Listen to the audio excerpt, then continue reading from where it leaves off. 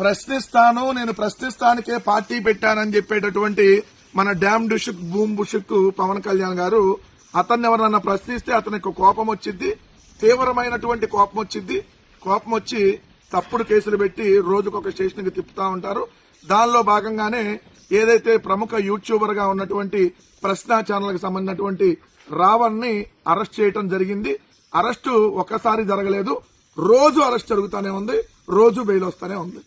ఇప్పటికీ 5 రోజులు, ఈరోజు 5వ రోజు.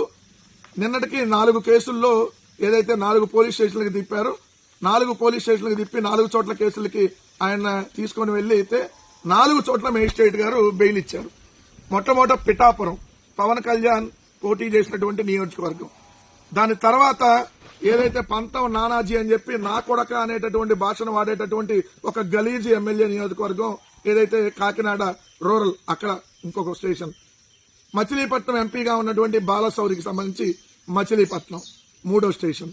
4 సాక్షాత్తు హోంమంత్రి అనిత గారి నియోజకవర్గం పాయకరావుపేట. ఈ 4 అయిపోయినాయి. ఇప్పుడు ఏలూరు పోలీసులు అరెస్ట్ చేసినట్టుగా తెలుస్తుంది 5వ కేసుకు సంబంధించి. 4 కేసుల్లో వరుసగా బెయిల్ వచ్చింది. మళ్ళీ ఇప్పుడు 5వ కేసు, దీంట్లో బెయిల్ వస్తే మళ్ళీ 6వ కేసు, దీంట్లో బెయిల్ రాగానే మళ్ళీ 7వ కేసు. అంటే ప్రశ్న రావణ్ ని చంపేయాలనేటటువంటి ప్రయత్నం ఏమైనా జరుగుతుందా అనేటటువంటి అనుమానాలు కలుగుతా ఉన్నాయి. ఎందుకంటే మనకు తెలుసు, ఏదైతే ఈ ప్రభుత్వాన్ని ఎవరైనా ప్రశ్నిస్తే వాళ్ళ మీద తప్పుడు కేసులు పెడతారు. ఈ ప్రభుత్వాన్ని ఇంకా గట్టిగా ప్రశ్నిస్తా ఉంటే వాళ్ళని అరెస్టులు చేసి అవసరమైతే దాడులు చేసి చంపేసేటటువంటి ప్రయత్నం కూడా చేస్తారనేది మనకు అనేక సందర్భాల్లో కనపడింది. అక్కడ పోలీసులు బందోబస్తు వెళ్తారు, జనసేన వాళ్ళు మాత్రం స్టేషన్ల మీదకి వెళ్లి దాడులు చేయడానికి వెళ్తున్నారు. How dare!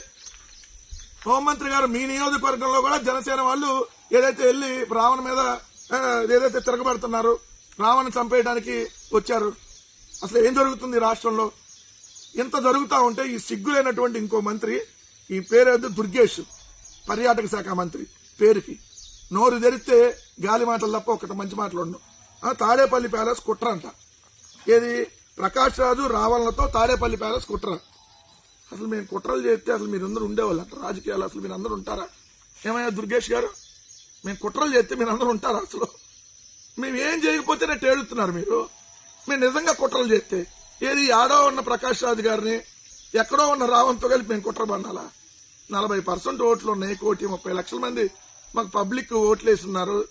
మీరు ఎంత ఈవీఎంలు మేనేజ్ చేసినా కూడా ఆ ఓటింగ్ కంటే తగ్గించలేకపోయారు.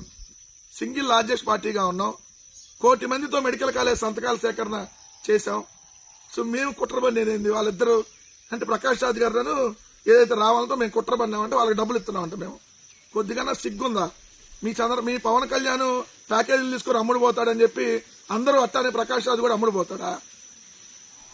మీ పవన్ కళ్యాణ్ నెలనా టీడీపీ వాళ్ళకి ఏదైతే బూట్లు దుడుస్తాడు కాబట్టి ఏదైతే అందరూ అలా వచ్చి దుడుస్తారా? అన్ని పార్టీల వాళ్ళకి ఉండదు కదా. అట్లా డబ్బులు ఇస్తే ఏ పనైనా చేస్తాడు కాబట్టి పవన్ కళ్యాణ్ అందరూ వచ్చి ఆ పనులు చేయరు కదా. కుట్రలంట. ప్రశ్నిస్తే సమాధానం చెప్పలేనటువంటి చేతగానటువంటి దద్దమ్మలయ్యా మీరు. దమ్ముంటే ప్రశ్నించి దానికి సమాధానం చెప్పండి. సుగాలి ప్రీతి గారికి ఎందుకు న్యాయం చేయలేదంటే సమాధానం చెప్పండి.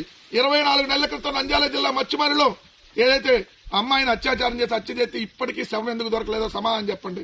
1 నెల రోజులైంది కాకినాడ జిల్లా తునిలో 2 ఏళ్ల పాప జ్ఞానేశ్వరి అనేటటువంటి చిన్న పాప తప్పిపోయి ఇప్పటికీ పోలీసులు కూడా చేతులు ఎత్తేస్తే వాళ్ళ తండ్రి పోస్టర్లు అంటిస్తున్నాడు, వెళ్ళి నా కూతురు ఆచూకీ ఎక్కడుందో చెప్పమని. సో ఇది పరిస్థితి. వీటికి అడిగితే సీజ్ ద షిప్ పోయింది, బియ్యం పోయింది, పవన్ కళ్యాణ్ పోయాడు. ఎందుకు పోయాడు? ఎందుకు సీజ్ ద షిప్ సీజ్ కాల అడిగితే ఇదిగోండి కుట్రల్లో. ఇదండి, ప్రజలు కూడా గమనించండి ఈ ప్రభుత్వం ఎంత దాష్టికానికి పాల్పడతా ఉందో. ప్రశ్నించిన వాళ్ళని చంపేయటానికి వెనకాట్టలేదనేది మరోసారి ఈ తప్పుడు కేసులతో అర్థమవుతుంది. రావణ్కి ఖచ్చితంగా ప్రాణహాని ఉంది అనేది క్లియర్ గా మరోసారి స్పష్టమవుతుంది. ఒకవేళ రిమాండ్కి గాని వెళ్తే ఆ జైల్లోనే చంపేటటువంటి కుట్ర జరుగుతుందనేటటువంటి అనుమానాలు రోజు రోజుకి ఈ తప్పుడు కేసులు చూస్తా ఉంటే, కేసుల మీద కేసులు చూస్తా ఉంటే క్లియర్ గా రావణ్ గాని రిమాండ్కి వేస్తే జైల్లో అతన్ని చంపేటటువంటి అవకాశం ఉందనేది స్పష్టంగా ప్రజలకు కూడా అర్థమవుతా ఉంది.